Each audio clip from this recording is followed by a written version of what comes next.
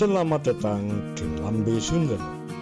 Sebelum Anda nikmati tayangan berikut, silahkan klik like, subscribe, dan klik notification bell.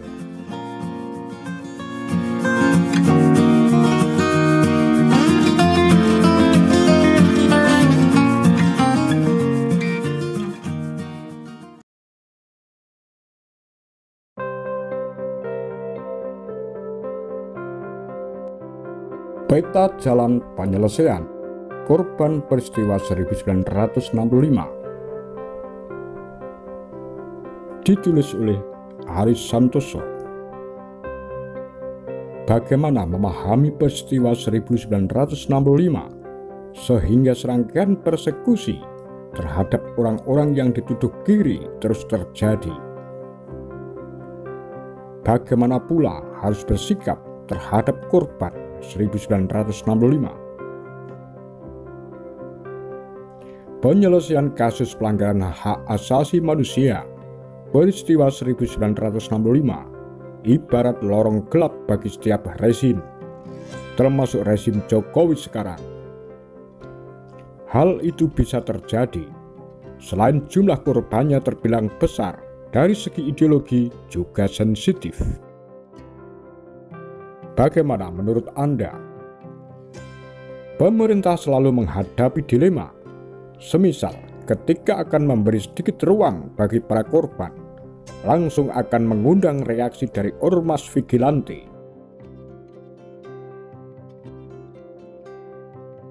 Bisa jadi ormas-ormas tersebut kurang paham juga bagaimana kejadian sebenarnya peristiwa 1965 dahulu.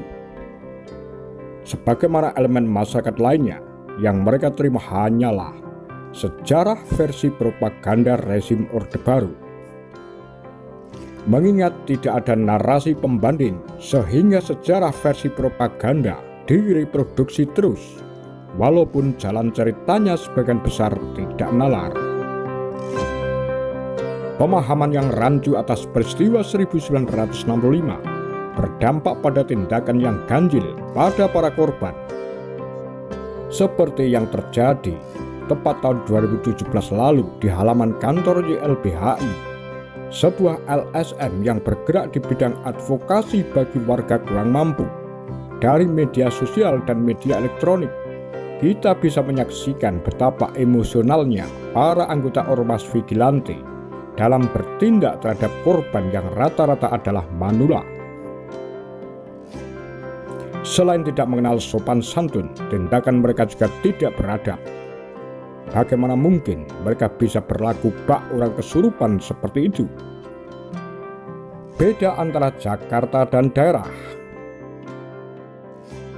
Bagian paling sulit dalam memahami peristiwa 1965 adalah adanya peristiwa yang berjalan sendiri-sendiri antara Jakarta dan daerah, namun kemudian dipaksakan bahwa keduanya merupakan peristiwa linier. Apa yang terjadi di Jakarta tepat pada hari peralihan bulan September ke Oktober sulit untuk tidak disebut sebagai upaya kudeta pihak militer dengan skenario yang teramat canggih, sungguh di luar imajinasi rakyat kebanyakan, sehingga secara sepintas tidak tampak sebagai kudeta. Jauh di kemudian hari, publik baru sadar bahwa itu sebenarnya sebuah kudeta biasa, sesuatu yang umum dilakukan pihak militer di negara manapun. Itu pun setelah ada input dari Indonesianis terkemuka seperti Benedict Anderson. Sebuah konspirasi tingkat tinggi berhasil menggeser figur Soekarno dengan memunculkan figur Mayor Jenderal Soeharto, Pangkostrat saat itu. Sampai kini belum jelas benar apakah konspirasi itu di bawah kendali Soeharto sepenuhnya, atau Soeharto sekadar mengambil keuntungan dari situasi chaos saat itu.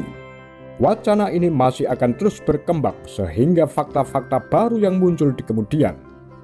Bila pemahaman publik masih buram apa yang sebenarnya terjadi di Jakarta, tidak demikian halnya dengan yang terjadi di daerah, khususnya Jawa Tengah dan Jawa Timur. Apa yang terjadi di pelosok negeri begitu terang benderang, yakni serangkaian persekusi terhadap orang-orang yang dituduh kiri sebagai dampak distorsi opini yang disebarkan dari Jakarta.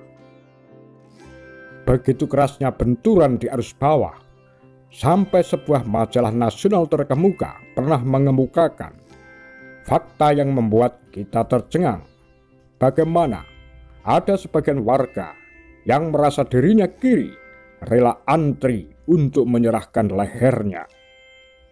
Mereka berbaris rapi di tepi lubang, tempat dirinya nanti dikubur secara massal usai dieksekusi.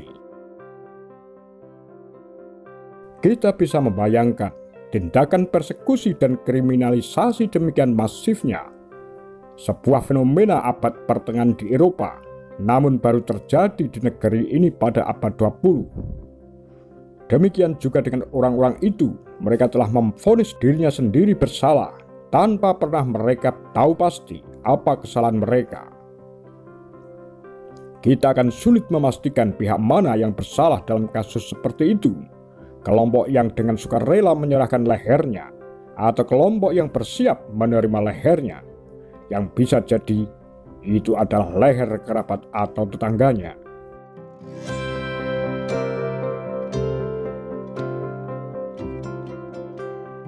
Beda halnya pandangan dari Luhut Binsar Panjaitan saat menjabat sebagai Menko Polhukam 2015-2016 lalu. Sempat meragukan bahwa genosida itu memang sungguh terjadi. Keraguan Luhut atas adanya genosida pada penggal terakhir tahun 1965 bisa jadi merupakan representasi aparatur negara pada umumnya yang tidak ingin berurusan dengan masalah seputar tragedi 1965. Kalau itu memang sudah menjadi kehendak sebagian elit politik negeri ini, tentu tidak ada kekuatan lain yang bisa melarangnya kecuali nurani mereka sendiri.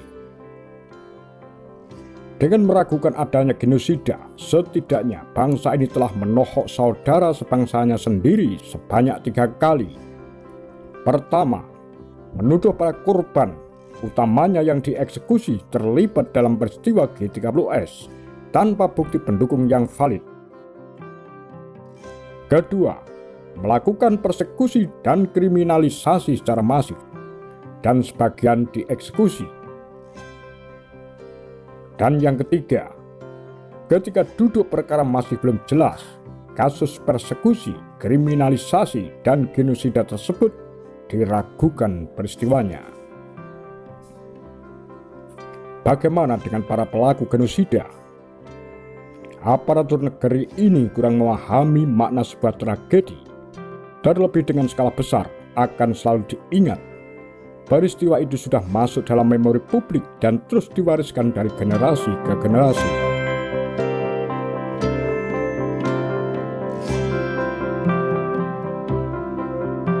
Bagaimana harapan dari para penyintas?